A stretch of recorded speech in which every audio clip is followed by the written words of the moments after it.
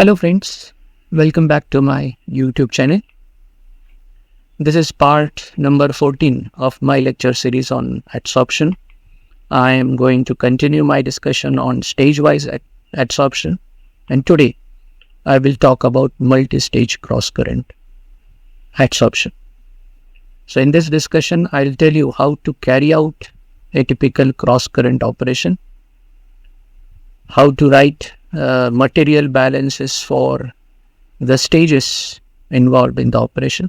Since this is a multi-stage operation, more than one stage will be involved in this operation. So how to write material balance for individual stages, then how to get equations for operating lines for individual stages, and then how to plot those operating lines on a typical equilibrium diagram. So this is what I will be discussing in today's video lecture. Let us start the discussion. Now, adsorption operation, it is versatile operation. Why? Because it has a wide range of applications. You can use it for recovery of vapors from dilute mixtures with gases. It is used for solute recovery from liquid solutions. It is used for contaminant removal from liquid solutions. It is used for fractionation of gas mixtures, that is separation of gas mixtures, separating the components of gas mixtures, then fractionation of liquid solutions, that is separating components of liquid solutions. So it has a wide range of applications. You can use stage-wise and continuous contacting methods to carry out this operation.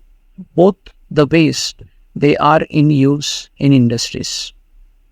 So you can have stage-wise contacting methods.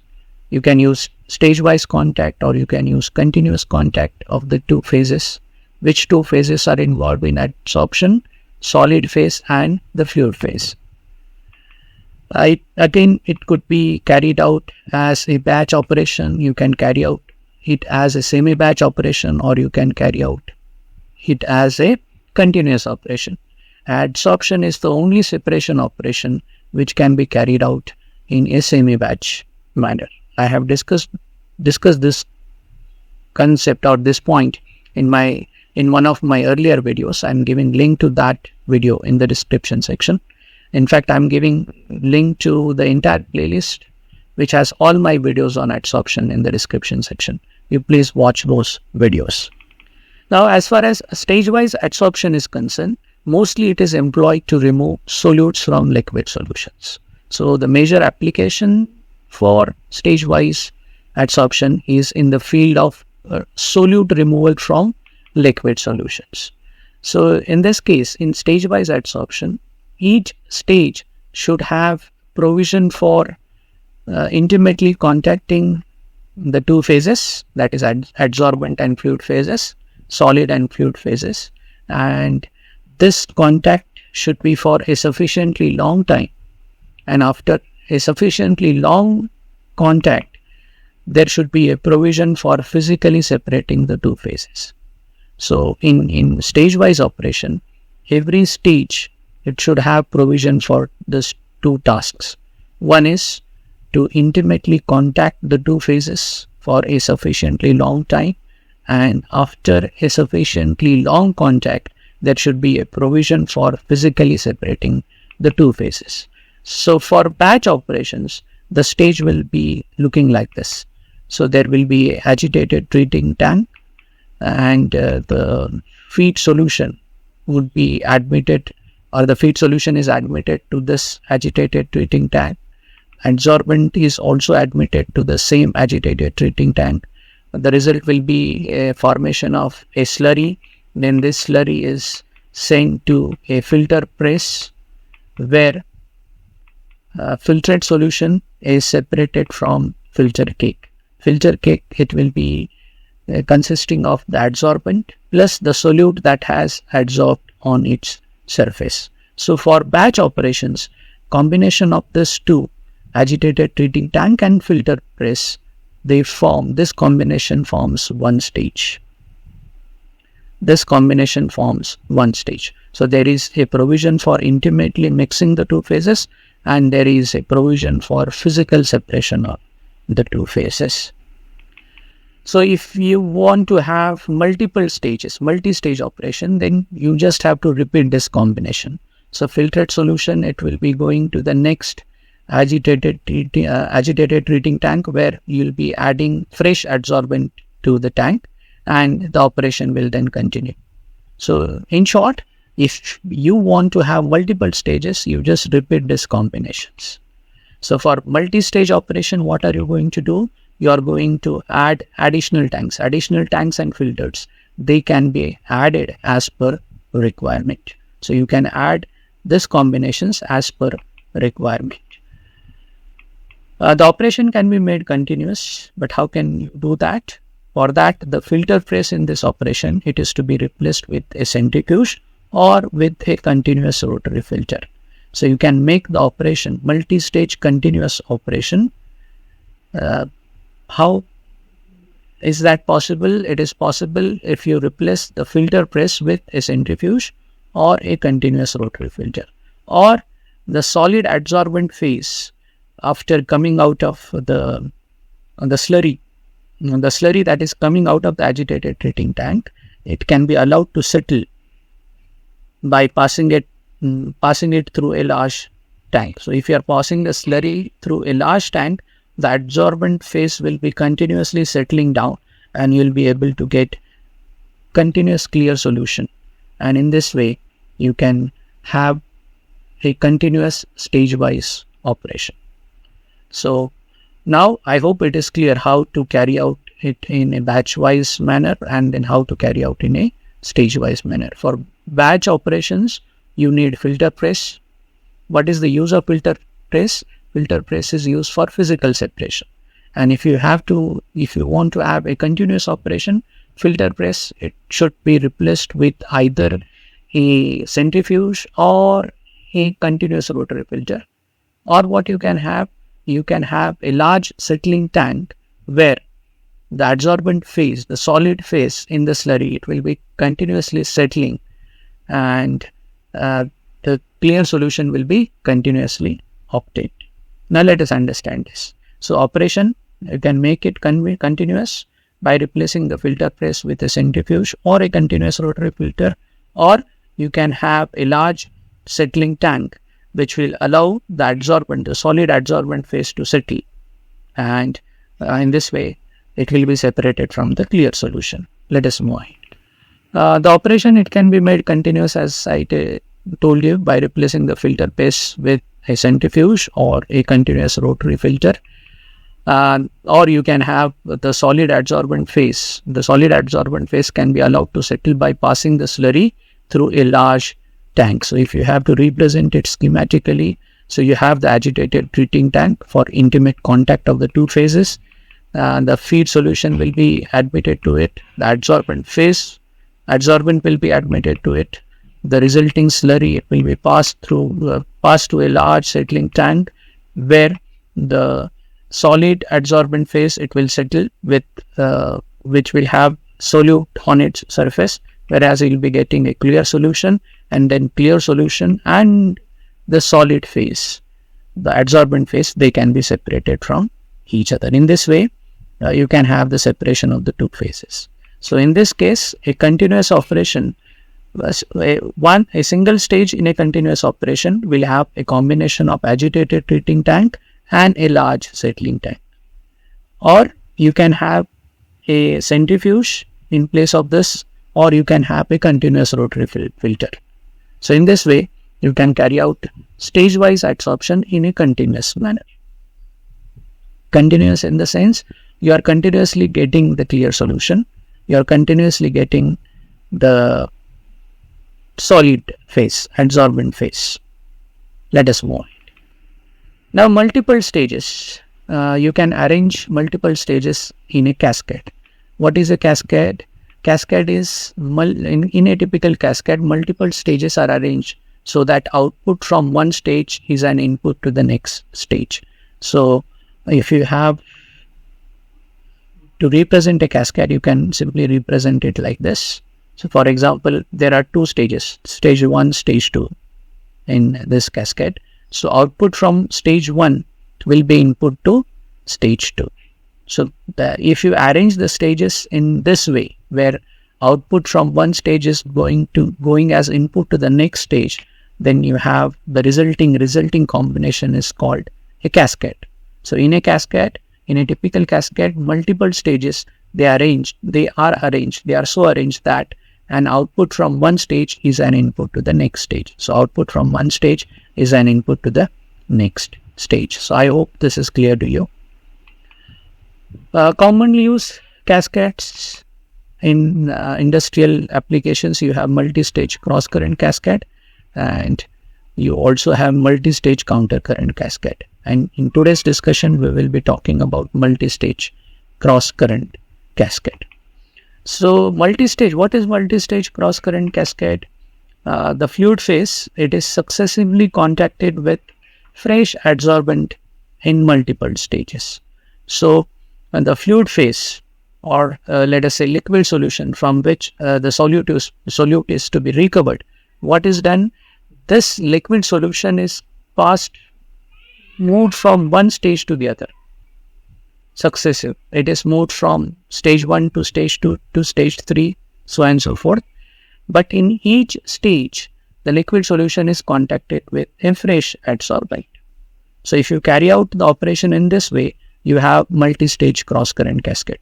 Shortly, I will show you the schematic diagram for a typical cross-current operation. Right now, you just understand multi-stage cross-current cascade. It is in this particular cascade, what happens? The fluid phase is successively contacted with fresh adsorbent in multiple stages. So you can carry out this in a batch-wise manner, or you can carry out in a continuous manner. If it is to be a batch-wise operation, then stage should have the treating tank and the filter press, and if it is to be a continuous operation, then the stage should have a treating tank and a centrifuge or a continuous rotary filter or a large settling tank. So the point is, multi-stage cross-current operation, you can carry out it in a batch-wise manner, or you can carry out it in a continuous manner. Now let us talk about multi-stage. Let us talk more about multi-stage cross-current adsorption. So multi-stage cross-current cascade, what is done? I have already told you. The liquid solution is successively contacted with fresh adsorbent in multiple stages. So the liquid solution will be moving from one stage to the other, and in each stage it will be contacted with a fresh adsorbent. You can carry out it in a batch-wise manner or in a continuous manner. I have talked about it. Now, in order to, if you increase the number of stages in a cascade, as the number of stages in the cascade increases, what happens? The solute recovery also increases. That means if the number of stages in a cascade, if you keep them high, if the number is large, then what is going to happen? Solute recovery. You are going to recover more solute. In short, the solute recovery increases. It increases with the number of stages in the cascade. But if you are increasing the number of stages, the cost of physical separation, the cost of physically separating the solid and liquid phases in each stage, it also increases. So as you go on adding the stages, the cost of physical separation of solid and liquid phases, that cost will also increase. So for example, if it is a batch operation, the cost of filter press will increase with the number of stages. If it is a continuous operation, for example, the cost of sedimentation tank will increase. So due to these reasons, it is not economical to use more than 2 stages. That is, in a typical multi-stage cross-current adsorption, you can have at the most 2 stages. If you try to have more than 2 stages, the operation will not be economical. Why it will not be economical? Because the cost of physical separation of the 2 phases, solid phase and fluid phase, it will increase. So you just have to remember this thing. In the case of adsorption, it is not economical to use more than 2 stages. So at the most you can have 2-stage operation. So let us and in my discussion I will be talking about 2-stage cross-current adsorption. Why? Because it is not economical to use more than 2 stages in a typical multi-stage adsorption operation. Let us move. Now let us talk about 2-stage cross-current adsorption. In our discussion, the feed solution would be a binary mixture of 2 components, which are the 2 components A and B. A is the solute that is to be adsorbed. So our aim is to recover A, and out of A and B, only A is strongly adsorbed. Adsorption of the other component, adsorption of B, we are going to neglect that, and therefore we are going to call B as the unadsorbed substance or unadsorbed component. The adsorbent phase that we are going to use, the first requirement is the solid adsorbent that you are going to use. It should not be soluble in the feed solution. And if you are using fresh adsorbent, it will not contain any solute on its surface. There may be applications where you will be recovering the adsorbent phase in the present application, and then you can use it as an adsorbent in the next operation. So if it is a recovered adsorbent, then it will contain some solute, little amount of solute on its surface. But if you are using a fresh adsorbent, it will not contain any solute on its surface. But in my discussion, I am going to consider the adsorbent to be a recovered one. That is, it will be containing little amount of A on its surface. If it is a recovered one, I have talked about it. If it is a recovered one, it will contain some solute on its surface, little amount of solute on its surface. In our case, solute is E. In 2-stage cross-current operation, what is done? The feed solution is successively contacted with a fresh adsorbent phase in 2 stages. Even though I am saying fresh adsorbent, I will be considering a recovered adsorbent which will have some solute on its surface. So let me tell you, the feed solution in 2-stage cross-current operation, the feed solution is successively contacted with new adsorbent phase. If it is a fresh adsorbent phase, it will not have any solute on its surface. But if you are using a recovered adsorbent, then it will contain some solute on its surface. So let us move ahead. I hope the concept is clear to you. If you have any doubt, you please mention that in the comment section. Now let us represent the 2-stage cross-current adsorption schematically. So this circle will be representing a stage. I am calling it as stage number 1. Then feed solution will be admitted to stage number 1. I will shortly tell you what are the notations. And then it is contacted with the adsorbent phase. And after sufficient contact, there will be physical separation of the 2 phases. This will give the solution. And this solution will be admitted to stage number 2. The adsorbent phase with solute adsorbed on its surface, it will be recovered from stage number 1. Then in stage number 2, I will shortly tell you what are these notations. In stage number 2, the liquid solution that is coming out of stage number 1, it is contacted with new batch of adsorbent. And this will produce solution that will be coming out of stage number 2. After sufficient contact between the 2 phases, the solution will be physically separated from the adsorbent phase. So you just look at this X naught. Now in this case, the amount of adsorbent or the rate at which adsorbent enters each stage, the rate may be different for different stages, or the amount of adsorbent may be different for different stages, but the composition is the same. That means you are, let us say that you are admitting 5 kg of adsorbent in stage 1 and 10 kg of adsorbent in stage 2. So you are taking the adsorbent from a storage vessel, the same storage vessel. That's why the composition, what is X naught? X naught is, if you have watched my lecture on single stage adsorption, I have discussed notations in that lecture. Here also I will tell you shortly. Now X naught in this case is weight fraction of solute. So weight fraction of solute, the same adsorbent is used in different quantities in 2 stages. So that's why the composition of the adsorbent is same for both the stages. So X naught is weight fraction of solute. So X naught will be for stage number 1 and X naught will also be for stage number 2.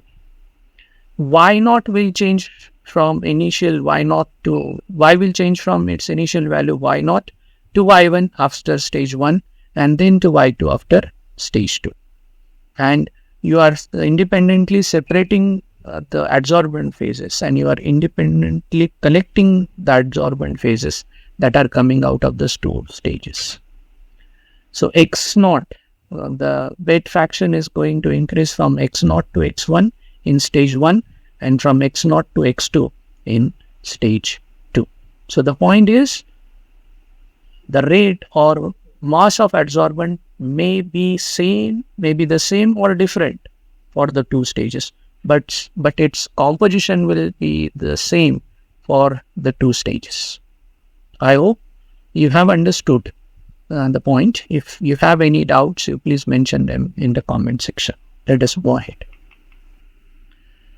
So continuing with 2-stage adsorption, 2-stage cross-current operation.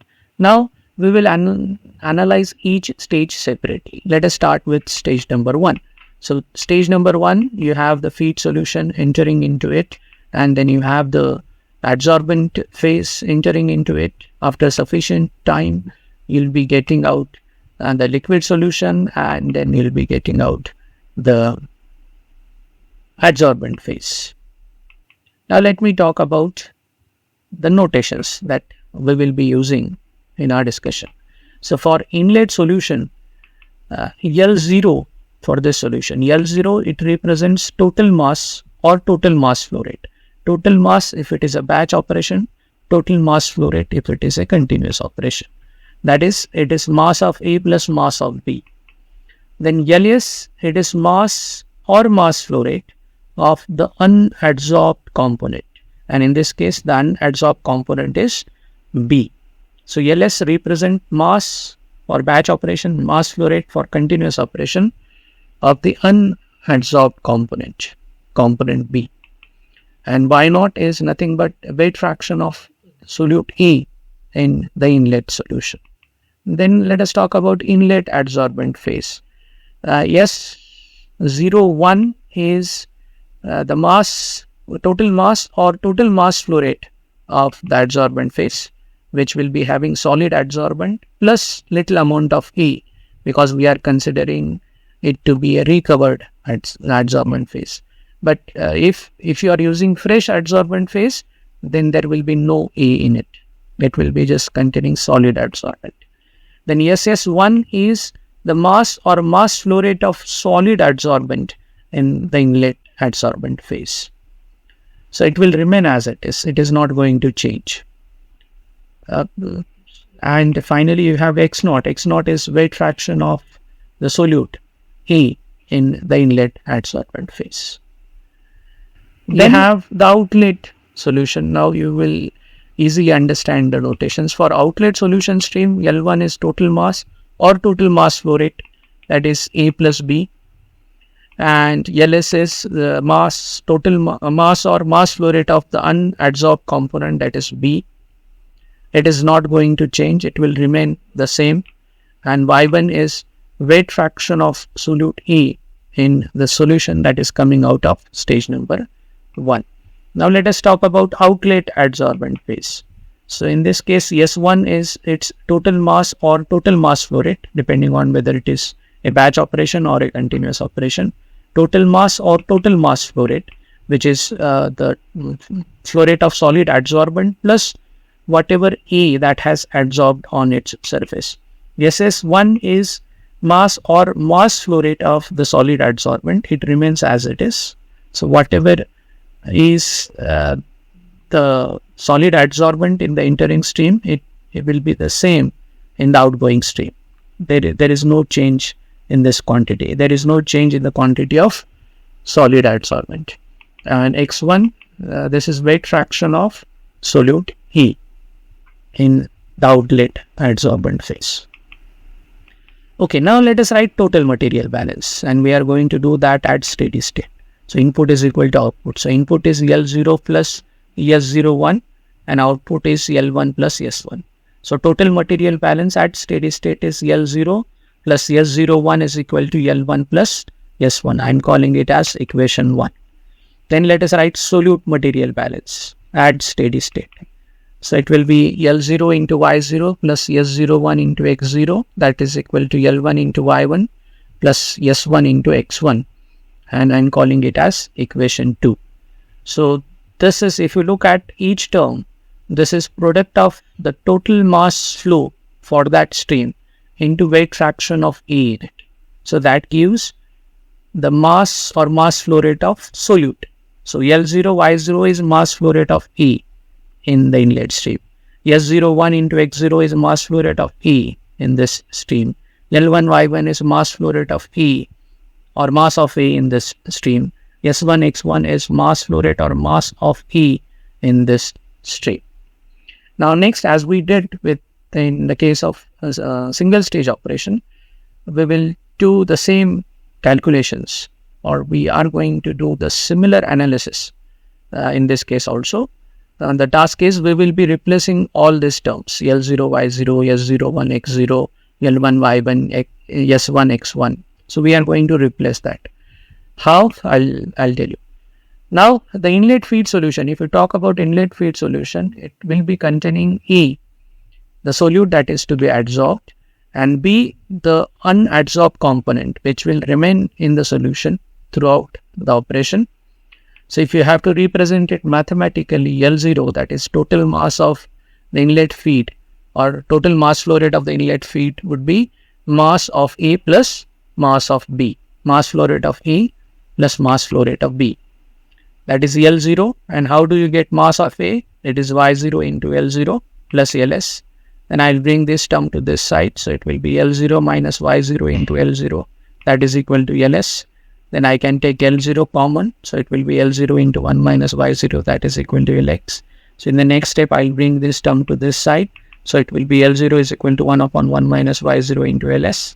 And in the next step, if I multiply on both the sides with Y0, it will be L0 into Y0. That is equal to Y0 upon 1 minus Y0 into LS. And in the next step, I will replace small y0 upon 1 minus small y0 with capital Y0.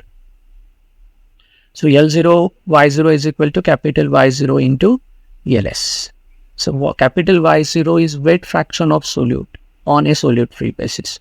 I have discussed it in my earlier video, in my discussion on single stage adsorption. You please refer that video. The link to the playlist is given in the description section. So Y naught is basically, let me shortly tell you or simply tell you, Y naught is nothing but mass of E divided by mass of E. So in the denominator, we are not considering mass of E. So that's why it is called weight fraction of E on E free basis. So capital Y naught and small y naught, the difference is small y naught is simple weight fraction, whereas capital Y naught is weight fraction on solute free basis. Let us continue. So in this case, let me erase this. In this case, what is Y naught? Y naught is small y naught upon 1 minus small y naught. Next, let us talk about the inlet adsorbent phase. So inlet adsorbent phase, it will be containing E, the solute. If it is a recovered adsorbent, if it is a fresh adsorbent, then it will not contain E in it. And along with E, it will also contain the solid adsorbent. If it is a fresh adsorbent, it will just contain solid adsorbent. So mathematically, S01 that is mass of this adsorbent phase, is mass of A in it plus mass of solid adsorbent. If it is a fresh adsorbent, there will be no mass of A. So S01 will be simply mass of solid adsorbent. So further, S01 will be equal to X0 into S01, X0 into S01, where X0 is weight fraction, S01 is total mass. So X0 into S01 will be mass of A plus SS1. So S01, I'll bring this term to this side. So S01 minus X0 into S01, that will be SS1. Then I can take S01 common. So S01 into 1 minus X0, that is equal to SS1. Then I'll bring this term to this side. So it will be S01 is equal to 1 upon 1 minus X0 into SS1. Then I will multiply on both the sides with X0, X0, that is, then I will have S01 into X0, that is equal to X0 upon 1 minus X0 into SS1. And small x0 upon 1 minus small x0 is capital X0. Again, capital X0 is weight fraction on solute free basis. So S01 into small x0 is equal to capital X0 into SS1. Here capital X0 is X0 upon 1 minus X0. Okay, now let us talk about the outlet liquid solution. The outlet solution that is coming out of stage number 1. So it will be containing E which remains unadsorbed. So out of E that is entering into stage 1, some of E will be getting adsorbed, and remaining the unadsorbed E, it will be coming out with this liquid solution. So that's why the outlet solution, it will be containing E, the solute that remains unadsorbed, and it will also contain B, which is the unadsorbed component. It will not change. Whatever B is in the inlet stream, same will remain in the outlet stream. So if you have to express it mathematically, it will be L1 is equal to mass of E plus mass of B. That is, L1 is equal to mass of E in L1 is weight fraction into the total mass. So L1 will be equal to Y1 into L1 plus LS. Then I will bring this term on this side. So it will be L1 minus Y1 into L1, that is equal to LS. In the next step, I will take L1 common. So it will be L1 into 1 minus Y1, that is equal to LS. Then I'll bring this term to this side. So it will be L1 is equal to 1 upon 1 minus Y1 into LS. And then I will multiply with Y1 on both the sides. The steps are very similar. So it will be L1 into Y1 is equal to small y1 upon 1 minus y1 into LS. And now it will be L1 into small y1, that is equal to capital Y1 into LS. What is capital Y1? It is small y1 upon 1 minus small y1. So the idea is we are going to replace, for example, L1 into Y1 with this term after we complete our analysis. Now let us talk about the outlet adsorbent phase. So the outlet adsorbent phase, it will contain E, but this E will be E that has adsorbed on the surface of the adsorbent, and it will also contain the solid adsorbent. And if you have to express it mathematically, S1 it will be mass of E plus mass of solid adsorbent. That is, S1 will be equal to mass of A in it will be X1 into S1 plus SS1. SS1 remains unchanged. So then we will repeat the steps. So it is S1 minus X1 into S1, that is equal to SS1. That is S1 into 1 minus X1, that is equal to SS1. That is S1 is equal to 1 upon 1 minus X1 into SS1. That is S1 into small x1, that is equal to small x1 upon 1 minus small x1 into SS1. That is S1 x1, that is equal to capital X1 into SS1, where capital X1, it is small x1 upon 1 minus x1. So that completes our analysis for stage number 1. Now we need to do similar analysis for stage number 2. Stage number 2, the input to stage number 2 is output from stage 1, the solution that is coming out of stage 1. So it is L1, LS, Y1. It is contacted with fresh adsorbent, fresh that is new adsorbent phase. And then after sufficient time of contact, we are going to get a liquid solution that will be coming out of stage number 2.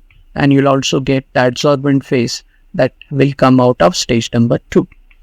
So what are the notations? I'll quickly tell you the notations. L1 is total mass or total mass flow rate. That is A plus B in the inlet stream. LS, it is mass or mass flow rate of unadsorbed component B. Now, I am sure you know all these notations, but I am just quickly discussing those notations. Then Y1 is weight fraction of E in the inlet solution. Then you have inlet adsorbent phase. This time it is S02, since it is going to stage 2. It is S02. This is total mass or total mass flow rate of the solid adsorbent plus E. If fresh adsorbent, then E will be 0. Then SS2 is the mass or mass flow rate of the solid adsorbent. Mass if it is a batch operation, and mass flow rate if it is a continuous operation. You please remember this. And then you have X0. X0, it will be same even for stage 2. So X0 is weight fraction of solute E in the adsorbent phase. If it is a fresh adsorbent, then X0 will be equal to 0. Okay, then for the outlet solution stream, you have L2, total mass or total mass flow rate, A plus B. Then you have LS, mass or mass flow rate of B, the unadsorbed component. And Y2 is weight fraction of E, weight fraction of solute in the outlet solution stream. Then you have total masses, mass of A plus mass of B.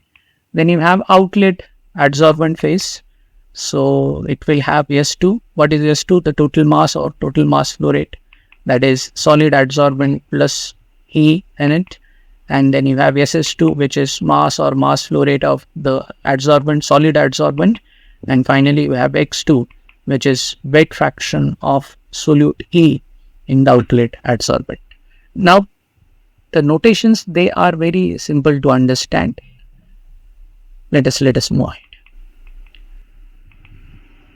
Now, let us write the material balances for this.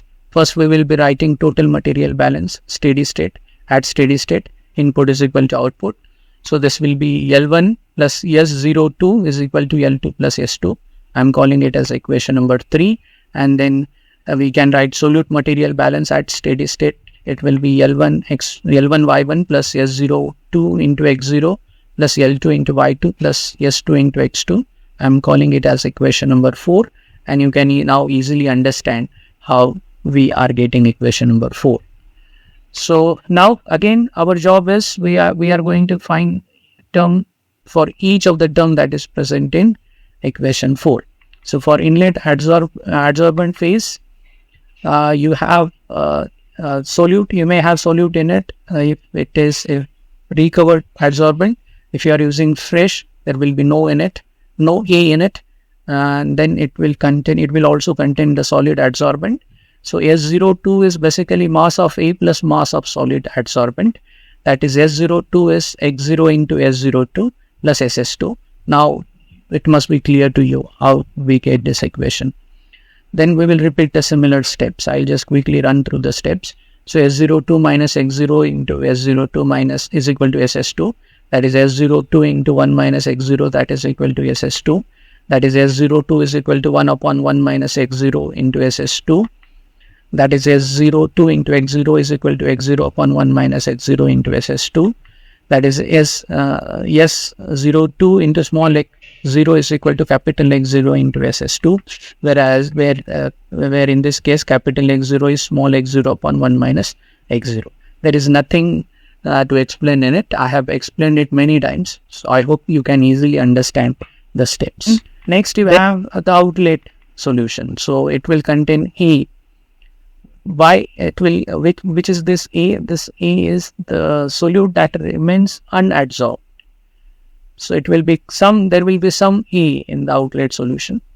So that's why I'm saying the outlet solution, it contains E, the solute that remains unadsorbed, and it will of course contain B, which is the unadsorbed component. So mathematically, this is L2 is equal to mass of A plus mass of B. That is L2 is equal to Y2 into L2 plus LS. That is L2 minus Y2 into L2 is equal to LS. That is L2 into 1 minus Y2 is equal to LS. That is L2 is equal to 1 upon 1 minus small y2 into LS. That is L2 into small y2 is equal to small y2 upon 1 minus small y2 into LS. That is L2 into L2 into small y2 is equal to capital Y2 into LS. Again, you have the same steps. In this case, capital Y2 is small y2 upon 1 minus y2. So that means we can replace L2 into small y2 with capital Y2 into LS. Let us move ahead. And finally, you have the outlet adsorbent. So it will be containing the adsorbed A on its surface, and it will also contain the solid adsorbent. So mathematically, S2 is mass of A plus mass of solid adsorbent. So that is S2 is equal to mass of A is X2 into S2 plus SS2. That is S2 into S2 minus X2 into S2, that is equal to SS2. That is S2 is into 1 minus X2 is equal to SS2. That is S2 is equal to 1 upon 1 minus small x2 is equal to SS2. That is S2 into x2 is equal to small x2 upon 1 minus small x2 into SS2. That is S2 is into small x2 is equal to capital X2 into SS2. Again, steps are very much similar to those in the previous discussion. So no need to spend more time on this. So the idea is we are going to replace S2 into X2 in equation number 4 with capital X2 into SS2. So in this case, capital X2 is small x2 upon 1 minus small x2. Let us move ahead. Now let us collect all the equations. For stage number 1, we got L0 Y0 plus S01 into X0, that is equal to L1 into Y1 plus S1 into X1. And that was equation number 2, which is steady state material balance for the solute. Now we have got alternative terms for all the terms that are present in equation number 2. So you have L0 Y0 is capital Y0 into LS. S01 into X0 is equal to capital X0 into SS1. We have got all these terms. L1 into small y1 is capital Y1 into LS, and S1 into small x1 is capital X1 into SS1. So in the next step, I will be replacing the terms in equation number 2 with the new terms. So it will be, so when you use it in equation number 2, it will be Y0 into LS. Now we have replaced L0 Y0 with this term, so it will be Y0 into LS plus capital Y0 into LS plus capital X0 into SS1, that is equal to capital Y1 into LS plus capital X1 into SS1. Now we will collect all LS term on one side, so it will be Y0 into LS minus Y1 into LS, that is equal to X1 into SS1 minus X0 into SS1. Then you can take LS common on the left hand side and SS1 common on the right hand side. So it will be Y0 minus Y1 into LS, that is equal to X1 minus X0. Y0, capital Y0 minus capital Y1 into LS, that is equal to capital X1 minus capital X0 into SS1. Now in order to have the starting of the operation is represented by which compositions? X0, Y0. So on the right hand side, it is final minus initial. So let us make the same thing on the left hand side. On the right hand side, it is final composition minus the initial composition. So on the left hand side also, I'll have the same sequence, final minus initial. So if I do that, so this will give proper definition for the slope. I'll tell you. So in order to make it Y1, capital Y1 minus capital Y0, I will have to take minus common. So it will be minus capital Y1 minus Y0 into LS, that is equal to capital X1 minus capital X0 into SS1. That is Y1 minus Y0 upon X1 minus X0 is equal to minus SS1 upon LS. And let me call this as equation number 5.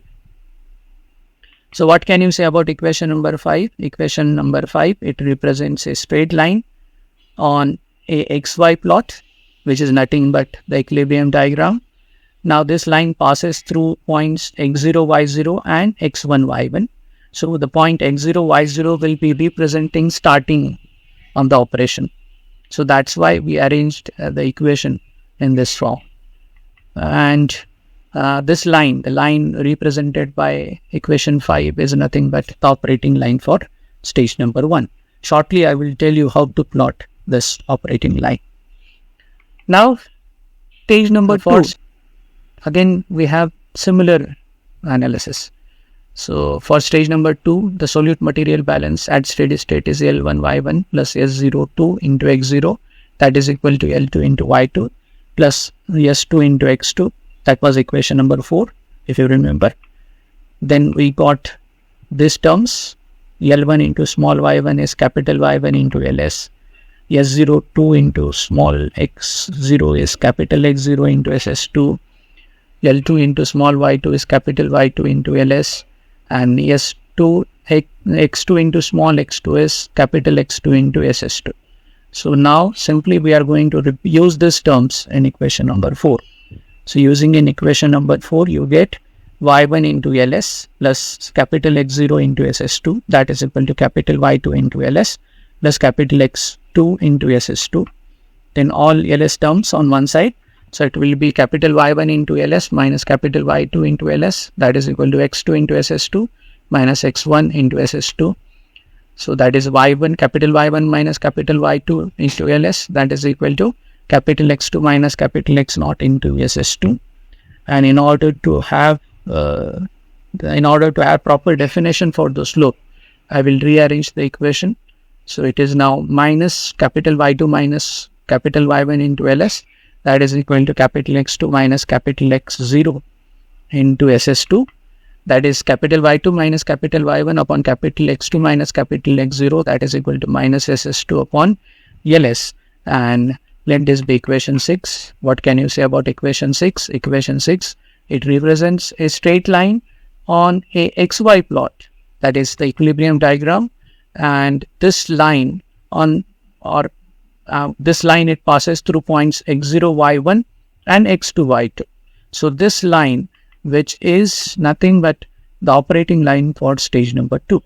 So this line is a line represented by equation 6 is the operating line for stage number 2. The starting of the operation for second stage, the start of the operation for second stage is represented by this point x0, y0. And that's why we have to arrange the equation in this form, equation number 6. So equation number 6, it represents a straight line on a XY plot, which is the equilibrium diagram. And this line is nothing but the operating line for stage number 2. Now let us represent this operating line. So we are going to represent the operating lines, equation 5 and 6, on the equilibrium diagram, which is nothing but the XY plot. So on this plot, capital X is plotted on the x-axis, capital Y is plotted on the y-axis. You get a curve because you are getting this curve by plotting equilibrium values, equilibrium XY values. So that's why this will be the equilibrium curve. This is nothing but the equilibrium curve. This is nothing but the equilibrium curve. Now for stage 1, let me erase it. So you just remember, this is the equilibrium curve. Okay, let me show it. This is the equilibrium curve.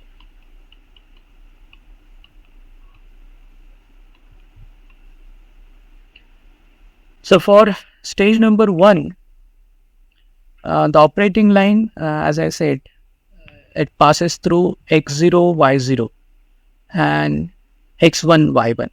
We just have understood it. So the operating line is passing through x0, y0 and x1 y1, and it has a slope of minus ss1 upon ls. So let us the operation is going to start at this point. So let us first represent this point.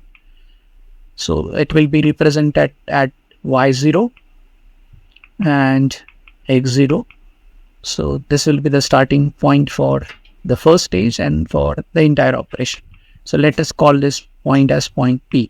So you have the operation. So the two phases, they come in intimate contact with each other within the stage, and while coming out of the stage after sufficiently long contact, if they are in equilibrium with each other, then the operating line will end on the equilibrium curve. So point Q will represent the end of operation for stage 1, or end for stage 1. So the coordinates of point Q will be y1 and x1. So if the two leaving phases, they are in equilibrium with each other, then point Q with this coordinates, it will be lying on the equilibrium curve, and it will be having a slope of minus ss1 upon ls. We have understood it. So what is the equation of the operating line? For stage 1, it is y1 minus y0 divided by x1 minus x0, that is equal to minus ss1 divided by ls. Now this is the line. This line is line PQ. Now it may be the case that the leaving phases, they are not in equilibrium with each other. Then in that case, point Q will not lie on the equilibrium curve. It will lie away from the equilibrium curve. For example, it may be lying over here, Q dash. So point Q dash will come into picture if the two leaving phases, they are not in equilibrium with each other. But if you are contacting them for a sufficiently long time, then we can assume that an equilibrium is established between the two phases. So in all our discussion, we are going to consider point Q lying on the equilibrium. Now let us talk about stage number 2. Stage number 2, the operating line, which is the operating line for stage number 2, it passes through these 2 points, x0 y1 and x2 y2. So equation for the operating line for stage 2 is y2 minus y1 divided by x2 minus x0, that is equal to minus ss2 divided by ls. So that means the operation for stage 2 starts with this point, x0 y1. So where is that point? This point. So stage 2, the operating line for stage 2 will start at this point. This point has coordinates of x0 y1, and then according to the slope, well, let this point be r. So r represents the start of stage 2. So you have stage 2. Again, if the two phases, one coming from stage number 1 and the other one, the new adsorbent phase or fresh adsorbent phase that you are adding to stage 2, they will be intimately mixed, and if they are kept in contact for a sufficiently long time, we can assume that the two phases are in equilibrium with each other, and in that case, the operating line will end on the equilibrium curve at point T, and point T will be having coordinates of y2 and x2.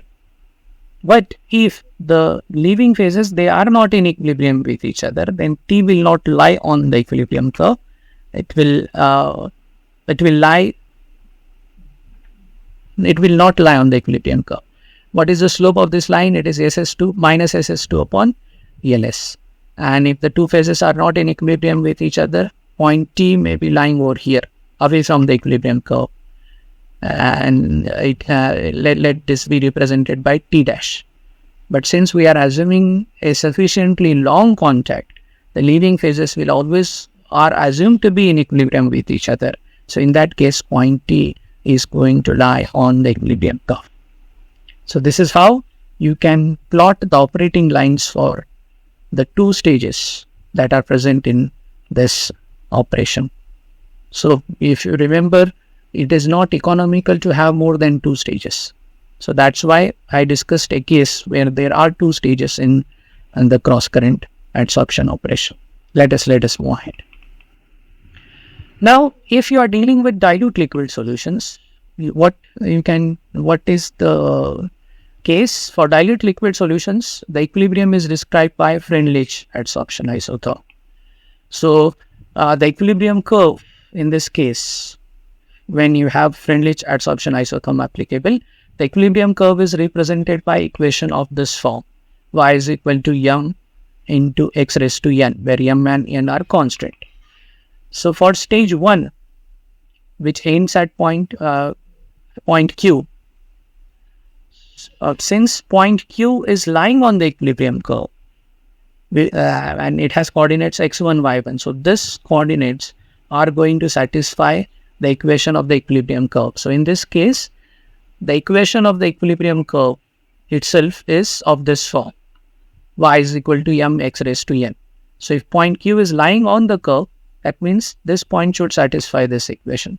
So it will be y1 is equal to m into x1 raised to n, and you can get x1 from this. So you can bring m to this side, so it will be y1 upon n, and you can take, it is x1 raised to n. So if you have to get x1, you will have to take nth root of this term. So that's why x1 will be equal to y1 upon m raised to 1 by n. So if m and n are known to you, you can get y1 and y1, and if y1 is known to you, m and n are known to you, you can get x1. Or you can have one equation in x1 and y1. The other equation is equation of the operating line, which has x1 and y1. So you can solve those two equations simultaneously and get the values of x1 and y1. Same is the case for stage 2.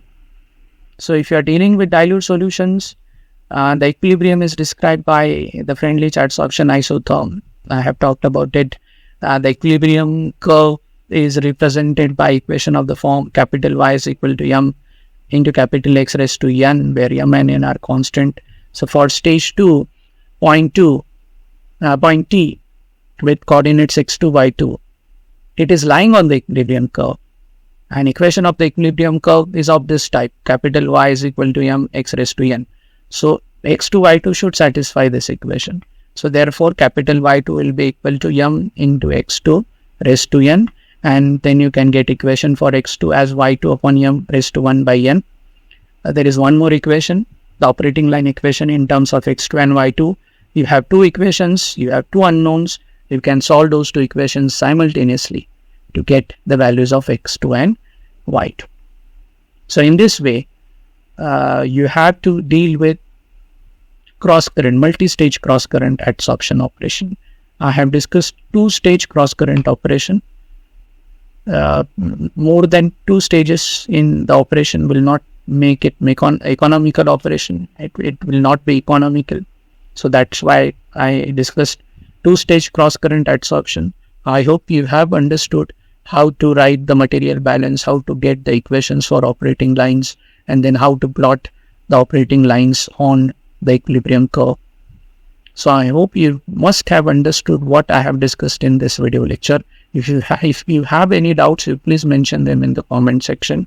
In my next video lecture, I will be discussing a numerical based on cross-current adsorption. For now, I will end my discussion for this video lecture.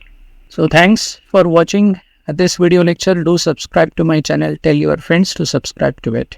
Hit the bell icon so that you'll be notified as soon as I upload any new video on my YouTube channel. So thanks for watching this video, and hope to see you soon in my next video lecture. Thank you. Have a nice day. Bye bye.